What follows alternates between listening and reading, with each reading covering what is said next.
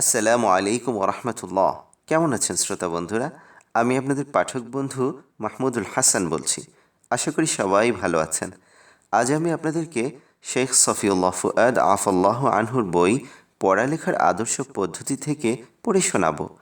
এটা এই বইয়ের সপ্তম প্রকাশ, যা অগাস্ট 2015-তে প্রকাশিত হয়। তাহলে চলুন শুরু করা যাক। ও হ্যাঁ, একটি কথা, শ্রোতা বন্ধুরা, আমাদের ভিডিওগুলোর আপডেট পেতে চ্যানেলটি সাবস্ক্রাইব করবেন আর লাইক ও শেয়ার করে অন্য বন্ধুদেরও জানার সুযোগ করে দেবেন। 3. পাঠ করা। যে বই ও পরিচ্ছেদটি তুমি পাঠ করবে তার ব্যাপারে খুঁটিয়ে খুঁটিয়ে দেখেছ, তাতে কি কি প্রশ্ন হতে পারে তা উত্থাপন করেছ। তাহলে এখন তৃতীয় পর্ব শুরু করি। তৃতীয় পর্ব হলো পাঠ করা। পাঠ করা প্রথম কাজ নয়। অধিকাংশ শিক্ষার্থী পড়া বা পাঠ করাকে প্রথম কাজ মনে করে, বরং অনেকে পড়াকে শেষ কাজও মনে করে। পাঠ করা মূলত লেখাপড়ার প্রথম কাজও নয়, শেষ কাজও নয়। পাঠ করার আগে লেখাপড়ার দুটি পর্ব রয়েছে, তারপরেও আছে দুটি পর্ব: পাঠ করার লক্ষ্য ও উক্ত লক্ষ্য অর্জনের উপায়। আমাদের বোঝা দরকার, আমরা কোনো লেখা কেন পাঠ করি। আমরা পাঠ করি জানার জন্যে, বোঝার জন্য, আয়ত্ত করার জন্য, বাস্তবায়নের জন্য, অন্যকে জানানোর জন্য, নিজেকে গড়ার জন্য, অন্যকে গড়ার জন্য। পাঠ করার এসব মহান লক্ষ্য তখনই অর্জিত হবে যখন আমরা পাঠ করার সময় সেসব প্রশ্নের উত্তর অনুসন্ধান করব, যেগুলো পৃষ্ঠা উল্টানোর সময় আমাদের মনে এসেছে এবং লেখক পরিচ্ছেদের শেষে যেসব প্রশ্ন আমাদের সামনে পেশ করেছেন। পাঠযোগ্য লেখার 3টি উপাদান। পাঠ করার সময় এই সচেতন উপলব্ধি আমাদের থাকতে হবে যে প্রত্যেক পাঠযোগ্য লেখা 3টি উপাদানে গঠিত থাকে। 1. মূল বক্তব্য। 2. মূল বক্তব্যকে শক্তিশালী করার জন্য কিছু গুরুত্বপূর্ণ ব্যাখ্যা। 3. গৌণ বক্তব্য, যা টিকায় উল্লেখ থাকে। কোনটি মূল বক্তব্য, কোনটি ব্যাখ্যামূলক কথা আর কোনটি প্রাসঙ্গিক অতিরিক্ত কথা, জাগ্রত মানসিকতা নিয়ে এগুলো চিহ্নিত করবে। প্রথম উপাদানকে তার উপযুক্ত মনোযোগ ও গুরুত্ব দিবে, দ্বিতীয় উপাদানকে প্রথমটির সেবায় নিয়োজিত করবে, আর তৃতীয় উপাদানের প্রতি তার প্রাপ্যের অধিক মনোযোগ দিবে না। টিকায় সংক্ষিপ্ত শব্দে মূল বক্তব্য লিখে রাখা। পুরো বই ও পরিচ্ছেদের বক্তব্যগুলো আয়ত্ত করার জন্যে এবং সেগুলোর মধ্যে সুন্দর যোগসূত্র তৈরি করার উদ্দেশ্যে আমাদের উচিত প্রতিটি বক্তব্যকে একটি সংক্ষিপ্ত শব্দে লিখে রাখা এবং ওই শব্দটিকে পাশে টিকায় নোট করা। মূল পাঠে রেখা টানা। কিতাব ও বইয়ের মূল পাঠে রেখা টানারও প্রয়োজন হয়। এই রেখা টানা প্রত্যেক সফল পাঠের একটি আবশ্যক কাজ। তবে শর্ত হলো অবশ্যই তা যথাস্থানে হতে হবে, কারণ যারা গভীরভাবে চিন্তা না করে কিতাব ও বইয়ে মন মতো রেখা টানে, তারা নিজেদেরকে এমন বিপদে ফেলে যার কষ্টদায়ক পরিণতি পরীক্ষার সময় উপস্থিত হওয়ার পরই অনুভব করে। কারণ পরীক্ষার সময় রেখা টানা বক্তব্যগুলো বিশেষভাবে পড়া হয়। কখন রেখা টানবে? যেসব শিক্ষাবিদ রেখা টানার প্রতি গুরুত্ব আরোপ করেন, তারা এ কাজে তাড়াহুড়া না করার ব্যাপারেও সতর্ক করেন। তারা পরিষ্কার ভাষায় এ উপদেশ দেন যে শিক্ষার্থীরা যেন একবার পড়ার পরই রেখা না টানে। তাদের পরামর্শ হলো, প্রথমবার পড়ার সময় শিক্ষার্থীরা যেসব লাইনকে গুরুত্বপূর্ণ মনে করবে, তারা যেন বাইরের টিকায় সেসব লাইন বরাবর হালকা ইঙ্গিত দেয়। তবে এসব ইঙ্গিত কলমের পরিবর্তে পেন্সিল দিয়ে দেওয়া ভালো। কালির অবিমোচ্য দাগ ও পেন্সিলের অতিরিক্ত রেখা দিয়ে পৃষ্ঠার স্বচ্ছতা নষ্ট করবে না। আরেকটি কথা হলো, কিতাব যদি মাদ্রাসার কুতুবখানার হয় তাহলে কিতাবে রেখা টানবে না এবং নিজে কোনো লেখাও লিখবে না, কারণ কিতাবটি তোমার মতো আরও অনেকে পড়বে, আর রেখা টানার ও কোনো কিছু লেখার কাজ সঠিকভাবে সম্পাদন করা সকলের পক্ষে সম্ভব বা সহজ নয়। তাই অন্যের কিতাবে কিছু না লেখাই বাঞ্ছনীয়। তাছাড়া কমপক্ষে 2বার পড়ার পর রেখা টানবে। আসলে রেখা টানার প্রয়োজন হয় পড়ার পরিমাণ যখন বেশি হয়। মূল বক্তব্য, গুরুত্বপূর্ণ ব্যাখ্যা, শাস্ত্রীয় শব্দাবলী ও তাত্ত্বিক পরিভাষা ইত্যাদির উপর রেখা টানবে। তবে সাবধান, এভাবে রেখা টানার পরিমাণ যেন বেশি না হয়ে যায়, কারণ পরিমাণ বেশি হলে গুরুত্ব থাকে না, প্রভাব নষ্ট হয়ে যায়। উপরন্তু পরবর্তীতে তা তোমার বিরক্তির কারণ হবে। কোনো পড়া দুর্বোধ্য ঠেকলে সেখানেও দাগ টানবে এবং কয়েকবার পড়ে স্পষ্ট করার চেষ্টা করবে। তবে পড়াটা পুরো পাঠ করার পূর্বে বোঝার জন্য জিদ ধরবে না, কারণ অনেক সময় পরবর্তী কোনো অংশ বা পুরো পড়াটি পাঠ করার পর দুর্বোধ্যতা আপনা আপনি দূর হয়ে যায়। যখন ভাগ বিভক্তি ও শাখা প্রশাখা বেশি থাকে, তোমার কিতাবে ভাগ বিভক্তি ও শাখা প্রশাখা যদি বেশি থাকে, তাহলে সংখ্যা ব্যবহার করে সেগুলো বিন্যস্ত করে নাও। যেমন সবচেয়ে বড় ভাগের জন্য ব্যবহার করো আউয়ালান প্রথমত, সানিয়ান দ্বিতীয়ত, সালিসান তৃতীয়ত। এরপর পরবর্তী ভাগের জন্য 1 2 3। যদি এরপরও কোনো ভাগ থাকে তাহলে তার জন্য আল হরুফুল আবজাদিয়া বা বর্ণমালা ব্যবহার করো, অর্থাৎ আবজাদ, আ, হামজা বা জিম, দাল, ক, খ, গ, ঘ অথবা অন্য কোনো সংকেত ব্যবহার করো যা তোমার বিক্ষিপ্ত পড়াগুলো বিন্যস্ত রাখবে এবং পড়াগুলো পরস্পর যুক্ত রাখতে তোমাকে সহায়তা করবে। সব কিছু পড়বে। শিক্ষাবিদগণের একটি বিশেষ উপদেশ হলো উদ্যমী হয়ে পড়া এবং সব কিছু পড়া। শেখ আলী তান্তাবী রাহিমাহুল্লাহ লিখেছেন, বিশ্রাম গ্রহণ করে উদ্যমের সাথে 1 ঘন্টা পড়া ক্লান্ত ও তন্দ্রাচ্ছন্ন অবস্থায় 4 ঘন্টা পড়ার তুলনায় অধিক ফলদায়ক। তোমার ধারণা হবে পাঠ মুখস্থ করে ফেলেছ, অথচ বাস্তবে মুখস্থ হয়নি। সামনে 384 থেকে 390 পৃষ্ঠায় তার পুরো বক্তব্য আসবে। কিতাব ও পরিচ্ছেদের প্রধান শিরোনাম, আনুষঙ্গিক শিরোনাম এবং টিকার শিরোনাম সব কিছু পড়ো। টিকা, পাদটিকা, পার্শ্বটিকা এগুলোও পড়ো। ব্যাখ্যা বিশ্লেষণ পড়ো। চার্ট, চিত্র থাকলে দেখো। কখনো একটি মানচিত্র 1000 শব্দের বিকল্প হয়। ছোট বড় কিছুই বাদ দিও না, কারণ যা লেখা হয়েছে তা অনর্থক লেখা হয়নি। অবশ্যই একটি লক্ষ্য সামনে রেখে লেখা হয়েছে, তোমার জন্য এবং তোমার প্রয়োজনে লেখা হয়েছে। এক এক অনুচ্ছেদ করে পুরো পরিচ্ছেদ পড়বে। বুঝে বুঝে পড়বে এবং বোঝার পরীক্ষা করবে।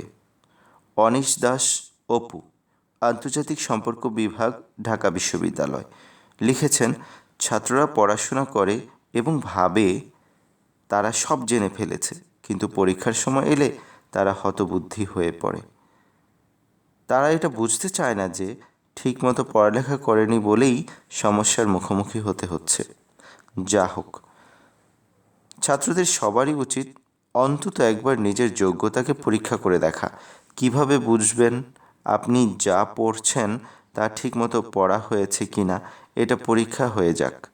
বিশেষ কোনো বিষয় নিয়ে টানা 1 ঘন্টা পড়ে যান। ক্লান্ত হয়ে পড়লে ছেড়ে দেন ওটা। তারপর যা পড়েছেন তা সংক্ষেপে লিখে ফেলুন খাতায়।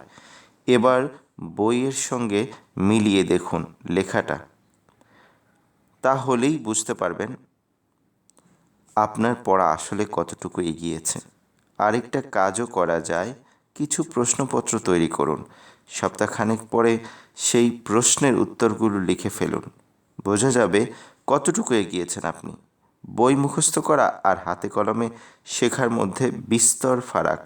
আপনি পাঞ্জাবি ভাষা শিখতে চাইলে বই পড়ে যতটুকু না শিখতে পারবেন, পাঞ্জাবি কারোর সঙ্গে কিছুদিন কথা বলে তার চেয়ে অনেক বেশি শিখতে পারবেন।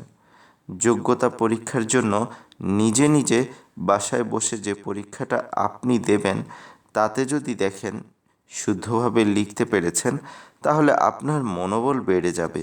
আপনি লেখাপড়ায় আরও উৎসাহী হয়ে উঠবেন। নিজের মূল্যায়ন নিজেই যথার্থভাবে করতে পারলে তাতে যে আত্মবিশ্বাস তৈরি হয় তা ভবিষ্যতে চলার পথে পাথেয় হয়ে থাকে। যখন দুর্বোধ্য কোনো বিষয়ের সম্মুখীন হবে, কোনো পড়া বাস্তবেই জটিল ও দুর্বোধ্য থাকে, সেগুলো সহজে বুঝে আসে না, তো তখন কি করবে? যদি বুঝে না আসে তাহলে সেগুলো নিয়েই কি বসে থাকবে? এ বিষয়ে শিক্ষা বিশেষজ্ঞগণ 2 ভাগে বিভক্ত। এক দলের মত হলো দুর্গম গিরিপথ এখনই সুগম করতে হবে, অর্থাৎ পড়া যতই দুর্বোধ্য ও জটিল হোক এখনই বুঝতে হবে। দুর্গম ঘাটিতে বুদ্ধিমত্তা, বিচক্ষণতা ও সতর্কতা অবরোধ আরোপ করো। আঘাতের পর আঘাত অব্যাহত রাখলে দুর্গের বিজয় নিশ্চিত। অর্থাৎ আত্মবিশ্বাসের সাথে চেষ্টা অব্যাহত রাখলে পড়া যত কঠিনই হোক বুঝে আসবেই। একটি পরিচ্ছেদ আয়ত্ত করার সঙ্গে একটি ভূখণ্ড দখলের যথেষ্ট মিল আছে। কোনো দখলদার বাহিনী যখন বিরোধী বাহিনীকে সম্পূর্ণ দমন না করে এখানে একটি কেল্লা সেখানে একটি দুর্গ রেখে চলে যায়, তখন অচিরেই বিরোধী বাহিনী পিছনের দিক থেকে হুমকি দেয়। তারপর ওই ভূখণ্ড নতুনভাবে জয় করতে হয়। মোট কথা, কোনো পড়া অস্পষ্ট রেখে সামনে অগ্রসর হওয়া যাবে না। সময় ও চেষ্টা যতই ব্যয় হোক এখনই বুঝতে হবে। অন্য এক দল বিশেষজ্ঞের বক্তব্য হলো এ কথা ঠিক যে ঘাঁটিগুলো একের পর এক জয় করে যেতে হবে। তবে এই সিদ্ধান্তে আমরা যেন আহমক সাব্যস্ত না হই, কারণ ঘাঁটির আশেপাশে কখনো অধিক নিরাপদ পথ থাকে, অর্থাৎ প্রয়োজনে বিকল্প পথ খুঁজতে হবে। এই দ্বিতীয় মতটিকে সমর্থন করে একজন বড় অভিজ্ঞ গবেষক বলেছেন, আমার নিজের প্রতি আস্থা ছিল, প্রত্যয় ও সাহসিকতার সাথে লক্ষ্য অভিমুখে চলতাম।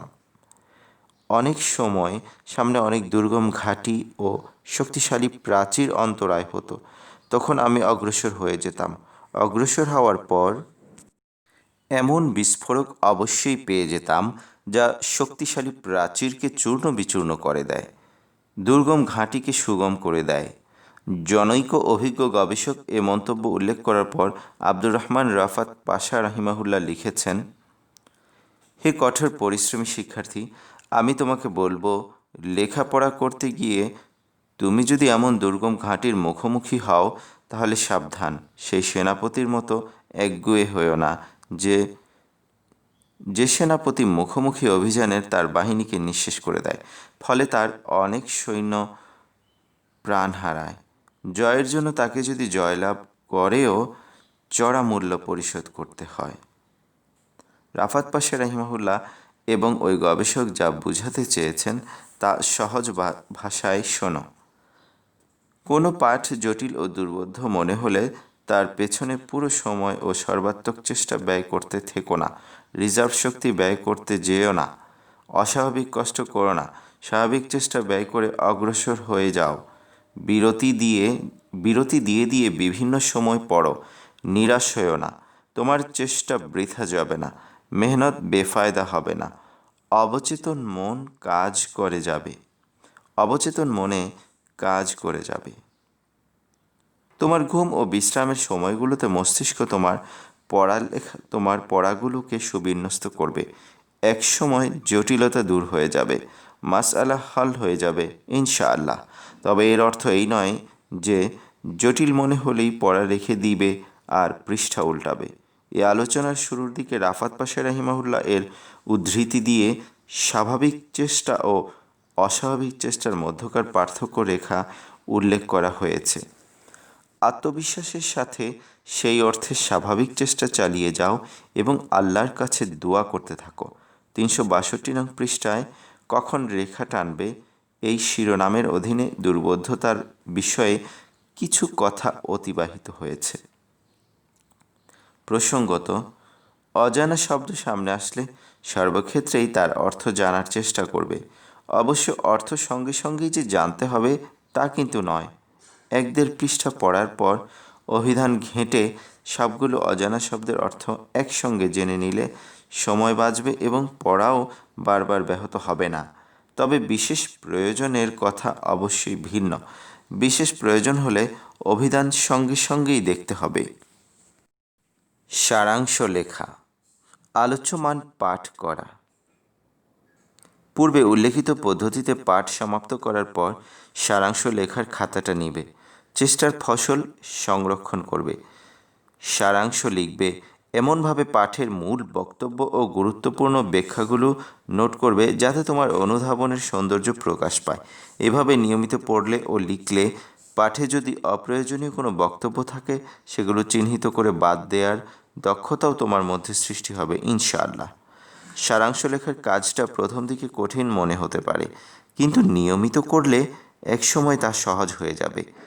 কোনো লেখার সবগুলো কথার গুরুত্ব সমান নয়। পাঠ শেষে সারাংশ লেখার অভ্যেস গড়ে তুললে তুলনামূলক অধিক গুরুত্বপূর্ণ ও আবশ্যকীয় কথাগুলো সহজে চিহ্নিত হবে।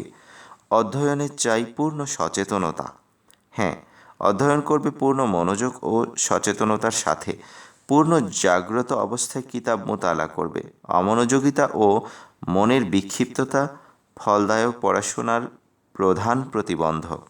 এলোপাথারি ও অগভীর অধ্যয়নে শ্রম ও সময় উভয়ই অপচয় ঘটে। উদাসীনতা ও অমনোযোগিতার 4 ঘন্টার লেখাপড়ার তুলনায় জাগ্রত অবস্থায় ও মনোযোগ সহকারে 1 ঘন্টার পড়ালেখা অধিক সুফলদায়ক। এইমাত্র শেখ আলী তানতাবি রাহিমাহুল্লাহ এর সম্পর্কিত একটি উক্তি অতিবাহিত হয়েছে।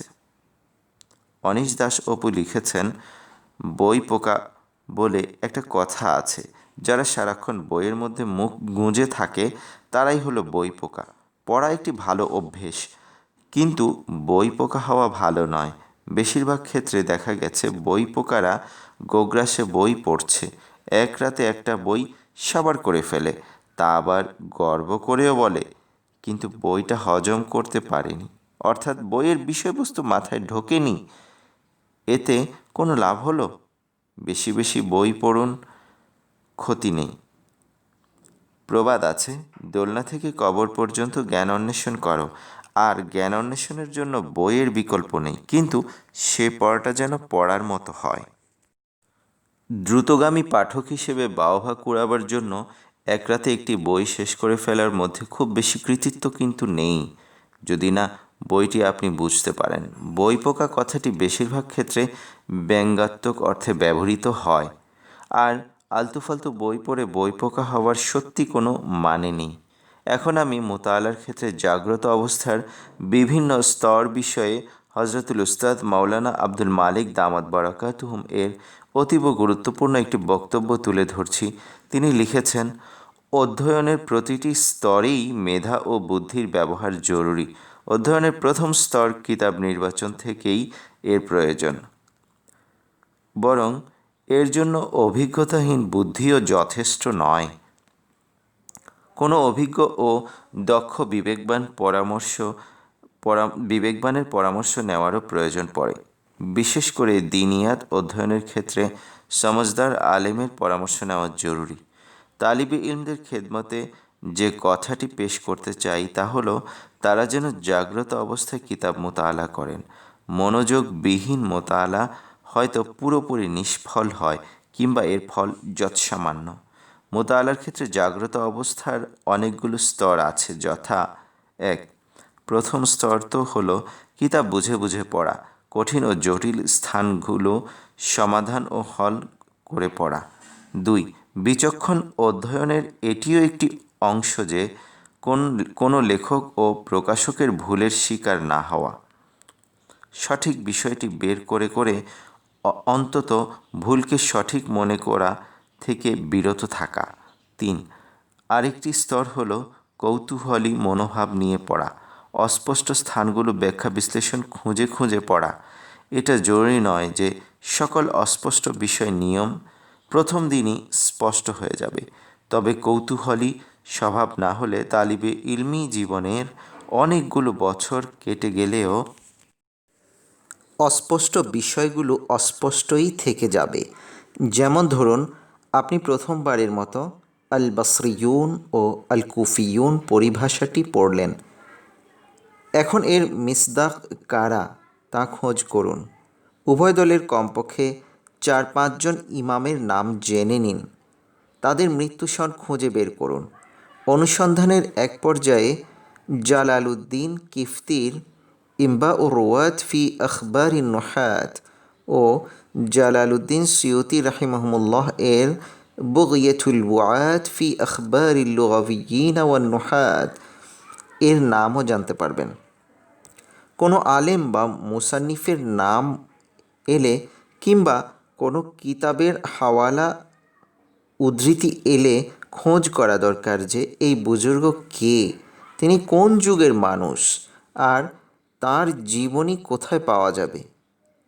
কিতাব হলে তার পূর্ণ নাম কি, মুসান্নিফের নাম ও সময়কাল, এবং কিতাবটি প্রকাশিত হয়েছে নাকি মাখতুত হস্ত লিখিত পাণ্ডুলিপি আকারে অপ্রকাশিত রয়েছে ইত্যাদি বিষয়গুলো জানতে হবে। যেমন কোথাও নফতুয়া নাম এলো, জানতে হবে এর সঠিক উচ্চারণ কি, তিনি কোন যুগের, সিবওয়াই আগের নাকি পরের, অথবা ইবনুল আসিরের নাম এলো যে তিনি তার তারিখে এমন লিখেছেন, তাহলে জানতে হবে তারিখ বিষয়ে তার লিখিত কিতাবের নাম কি। জানা গেল কিতাবের নাম আল কামিলু ফিত তারিখ। এখন জানার বিষয় হলো এই কিতাবটির নির্ভরযোগ্যতা কতটুকু। এরপর জানতে হবে জামিউল উসুল এর লেখক ইবনুল আসির আর আল মাসালুস সাইর এর লেখক ইবনুল আসির একই ব্যক্তি নাকি দুজন আলাদা। খোঁজ করে জানা গেল বড় ভাই মজিদুদ্দিন ইবনুল আসির 606 হিজরি, জামিউল উসুল ও আন নিহায়া এর লেখক ইজ্জুদ্দিন ইবনুল আসির 630 হিজরি, আল কামিল ও আল লুবাব এর লেখক আর নাসরুল্লাহ ইবনুল আসির হলেন আল মাসালুস সাইরের লেখক। কোথাও আল মুহিত এর উদ্ধৃতি এলো, ফিকহের কোনো কিতাব কিংবা ফিকহি কোনো মাসআলায় এই উদ্ধৃতি পাওয়া গেলে তা হয়তো আল মুহিতুল বুরহানি হবে অথবা মুহিতুস সারখসি। আত-তাজরিদ এর উদ্ধৃতি এলে দেখতে হবে তা তাজরিদুল কুদুরি নাকি আত-তাজরিদুর রুকনি। কোথাও আল ইমদাদ এর উদ্ধৃতি পাওয়া গেলে জানতে হবে এটি কি ইমদাদুল ফাত্তাহ না অন্য কোনো কিতাব। কোথাও ফাইদ এর উদ্ধৃতি এলে জানতে হবে তা ফাইদুল বারি নাকি ফাইদুল মৌলাল করিম। যদি ফাইদুল বারি হয় তাহলে জানতে হবে তা শাহ সাহেবের ফাইদুল বারি নাকি সহিহ বুখারীর ফার্সি শরাহ ফাইদুল বারি। এই নিবন্ধটি কেউ মনোযোগের সাথে পড়লে উল্লেখিত উদাহরণসমূহে যে বিষয়গুলো অস্পষ্ট রাখা হয়েছে সে সম্পর্কে তার কৌতূহল জাগতে থাকবে এবং তার মনে বিভিন্ন প্রশ্নের উদ্রেক হতে থাকবে। এ প্রশ্নগুলো আলাদা খাতায় টুকে রাখতে হবে যেন সময় সুযোগ মতো সমাধান বের করা সম্ভব হয়। এখানে একটি বিষয় মনে রাখতে হবে যে এসব বিষয়ে অপারগতার ক্ষেত্রে নিজের ওস্তাদের কাছ থেকে সহযোগিতা নেওয়ার অবকাশ আছে, কিন্তু তাদের কাছে সরাসরি জিজ্ঞাসা করা উচিত নয়, বরং নিজেই তা খুঁজে বের করবেন। অপারগ হলে এতটুকু জিজ্ঞাসা করা যেতে পারে যে এই বিষয়টি আমি কোথায় খুঁজতে পারি। আপনার মাদ্রাসার কুতুবখানায় যদি কাশফুল জুনুন আন আসামিল কুতুব ওয়াল ফুনুন, ইদাহুল মাখনুন ফি যাইল আলা কাশফি জুনুন, হাদিয়াতুল আরিফিন ফি আসমাইল মুআল্লিফিন কিতাব 3টি একসঙ্গে 6 খণ্ডে প্রকাশিত হয়েছে। মুআজামুল মুআল্লিফিন লি উমর রিদা কাহালা, আল আ'লাম লি খাইরুদ্দিন আয-জিরকলি, তাতিম্মাতুল আ'লাম, আল ই'লাম বিনাকদি আওহামিল আ'লাম, আল মুস্তাদরাক আলা মুআজামিল মুআল্লিফিন ইত্যাদি। এ বিষয়ে কিছু কিতাব থাকে তাহলে তা আপনি ঘরে বসেই এসবের উত্তর নিজেই খুঁজে নিতে পারেন। অনেক অস্পষ্টতাই এখানে দূর হয়ে যাবে। কৌতূহলী মোতালার একটি অংশ এটাও যে কিতাবে কোনো হাদিস হাওয়ালা ও হুকুম ছাড়া উল্লেখিত হলে তার হাওয়ালা খুঁজে বের করা ও সনদগত অবস্থা সম্পর্কে অবগত হওয়ার চেষ্টা করা। মাদ্রাসার কুতুবখানায় যদি এর তাহকিক ও গবেষণার উপায় উপকরণ বিদ্যমান না থাকে তবে তা খাতায় লিখে রাখুন যেন সুযোগ পেলেই তাহকিক করতে পারেন। মোট কথা, মনে যদি কৌতূহল না থাকে তবে সকল বিষয় অস্পষ্টই থেকে যাবে। 4. মোতালার ক্ষেত্রে বিচক্ষণতার আরেকটি স্তর হলো তালিবে ইলমের এই বিষয়ের প্রতি লক্ষ্য রাখা যে কিতাবের কোনো কথা আগের জানা বিষয়ের সাথে সাংঘর্ষিক কিনা, অথবা এই কিতাবেরই কোনো বয়ান বা এই মুসান্নিফের অন্য কিতাবের কোনো বয়ানের সাথে কিংবা অন্য মুসান্নিফের কোনো বয়ানের সাথে সাংঘর্ষিক হচ্ছে কিনা। যদি সাংঘর্ষিক হয় তবে কি নিজের বুঝের দুর্বলতা না ত্রুটির কারণে হয়েছে, না বাস্তবেই দুটোর মধ্যে বিরোধ আছে। বাস্তবে যদি বিরোধ থাকে তাহলে দেখতে হবে কোনটি সঠিক বা সঠিক হওয়ার অধিক নিকটবর্তী, নাকি দুটোই নিজ নিজ স্থানে ঠিক? আর সকল অবস্থায় এই বিষয়ের প্রতি লক্ষ্য রাখতে হবে যে কোনো কথা মুসাল্লাম, সর্বজন স্বীকৃত, ইজমা, সর্বসম্মত, কিংবা বাদিহি, সুস্পষ্ট ও সর্বজন বিদিত বিষয়ের সাথে সাংঘর্ষিক কিনা। এমন সন্দেহ সৃষ্টি হলে তাৎক্ষণিকভাবে নিজ ওস্তাদের শরণাপন্ন হয়ে সন্দেহ নিরসন করা উচিত। আর বাস্তবেই যদি অধ্যয়নাধীন কিতাবে ত্রুটি থাকে তবে তা চিহ্নিত করে রাখা উচিত। 5. বিচক্ষণতার আরেকটি দিক এই যে লেখক যে বিষয়টি উল্লেখ করেছেন ইস্তিফাদা শুধু ততটুকুতেই সীমাবদ্ধ না রাখা, বরং কথার প্রাসঙ্গিকতায় বিক্ষিপ্ত বিভিন্ন ফায়দাও অর্জন করার চেষ্টা করা। যেমন আমি নুরুল ইদাহ এর ছাত্র। আমার উস্তাদ আমাকে মারাকিল ফালাহ ও তার হাশিয়াতুত তাহতাওয়ি আলাল মারাকি মোতালা করার পরামর্শ দিয়েছেন। কুতুবে ফিকহ ও এর মুসান্নিফিন সম্পর্কে আমার জানা নেই। কে আগের আর কে পরের তাও আমি জানি না। এখন হাশিয়াতুত তাহতাওয়ি এর এক জায়গায় পেয়েছি ফিল বাহরি আনিল বাজ্জাজিয়াহ, তাহলে আমাকে লক্ষ্য রাখতে হবে সামনে কোথাও দুই কিতাবের মুসান্নিফের নামও উদ্ধৃতিতে উল্লেখ করা হয়েছে কি না, নতুবা পৃথকভাবে তা জানার নিয়ত রাখব, আর ধীরে ধীরে ইনশাল্লাহ তা জানা হয়ে যাবে। আমি যদি চোখখান খোলা রেখে মোতালার অভ্যেস গড়ে তুলি তাহলে শুধু এই ইবারত থেকে আমি এই কথা সহজেই জানতে পারবো যে আল বাজ্জাজিয়া কিতাবটি আল বাহর এর আগে লিখিত। এখানে আত-তাহতাওয়ি আমাকে বলেননি যে আল বাহর পরের কিতাব, কিন্তু তার হাওয়ালার আন্দাজ বর্ণভঙ্গি থেকে বিষয়টি সহজেই জানা যায়। আর আমি যদি চোখ বন্ধ করে মোতালা করি তাহলে এই বিষয়টি না জেনেই সামনে অগ্রসর হতে থাকব। তিনি যদি এভাবে হাওয়ালা দিতেন ওয়াফিল বাহরি ওয়াল বাজ্জাজিয়া, তাহলে আমি বিষয়টি জানতে পারতাম না। অথবা কোথাও উল্লেখ হলো ওয়াফি হাশিয়াতি দুরারি লিল মুআল্লিফ, এ থেকে এই বিষয়টি জানব যে শুরুন বুলালি রাহিমাহুল্লাহ দুরার এর উপরও একটি হাশিয়া লিখেছেন। এরপর যখন অন্য জায়গায় দেখব ওয়ানাকাল আল মুসান্নিফু ফি হাশিয়াতি দুররি আনি জাইলাই, তখন জানব যে জাইলাই রাহিমাহুল্লাহ মুসান্নিফের শুরুন বুলালি আগের যুগের মানুষ। বাকি থাকলো এই কথা যে জাইলাই কে এবং সুনির্দিষ্টভাবে তিনি কোন যুগের মানুষ। তাহলে তা আমার খাতায় অন্যান্য সমাধানযোগ্য বিষয়গুলোর অন্তর্ভুক্ত হয়ে যাবে। সামনে অগ্রসর হওয়ার আগে এই হাওয়ালার বিষয়ে আমার মাথায় এই প্রশ্ন জাগ্রত হওয়াও জরুরি যে আমি তো সামনে পেছনে কয়েক জায়গায় হাশিয়াতুদ দুরারি লিল মুসান্নিফি শব্দটি দেখেছি। তাহলে এই হাশিয়াতুদ দুর কোন কিতাব? তবে কি তিনি আদ-দুর কিতাবেরও হাশিয়া লিখেছেন, না এটি মুদ্রণ প্রমাদ, যার সঠিক শব্দ হবে হাশিয়াতুদ দুরার? তাহকিকের পর জানা যাবে যে এটি আসলেই মুদ্রণ প্রমাদ। আদ-দুর অর্থাৎ আদ-দুরুল মুখতার। তো আদ-দুরুল মুখতার তো হলো আলাউদ্দিন হাসকাফি 1088 হিজরি এর কিতাব, যিনি শুরুন বুলালি রাহিমাহুল্লাহ এর পরের। তিনি এই কিতাবের হাশিয়া কিভাবে লিখলেন? উদ্দেশ্য হলো কিতাবের বর্ণনাভঙ্গি ও তাতে উত্থাপিত বিষয়গুলো একটু গভীরভাবে অধ্যয়ন করলে মাকসুদে কালাম ছাড়াও আরও অনেক মালুমাত অর্জন করা যায়। কোনো বিচক্ষণ তালিবে ইলম এ সকল মালুমাত না জেনে সামনে অগ্রসর হতেই পারে না। বিচক্ষণতার সাথে মোতালা একটি গুরুত্বপূর্ণ বিষয়। বিচক্ষণতার গুরুত্বপূর্ণ বৈশিষ্ট্য, প্রধান প্রকারসমূহ ও উপকারিতা এবং মনোযোগহীন মোতালার অপকারিতা এক দীর্ঘ আলোচনার বিষয়। আজকের এই অবসরে সংক্ষেপে এই কয়েকটি কথাই পেশ করলাম।